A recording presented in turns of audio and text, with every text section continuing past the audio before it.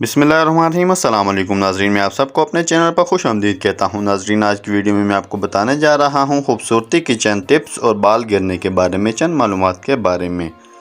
Video शुरू करते हैं। एक गिलास दूध में चंद कतरे रोगन बादाम डालकर रात को पिएं, बाल सफ़ेद होना बंद हो जाएंगे। पुदीने की पत्तियां पानी में उबाल कर सुबह निहार मुँह आधा कप ठंडा करके पिएं, बहुत जल्द रंग गोरा हो जाएगा।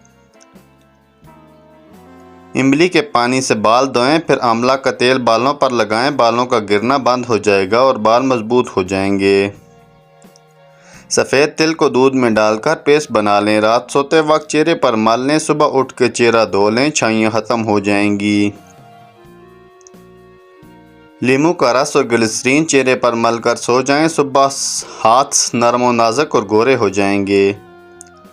काली मिर्च का संदल की मानद रगड़ कर चेहरे पर लेप मल लें, 2 घंटे बाद धो लें, चंद दिन में दाने ख़त्म हो जाएंगे।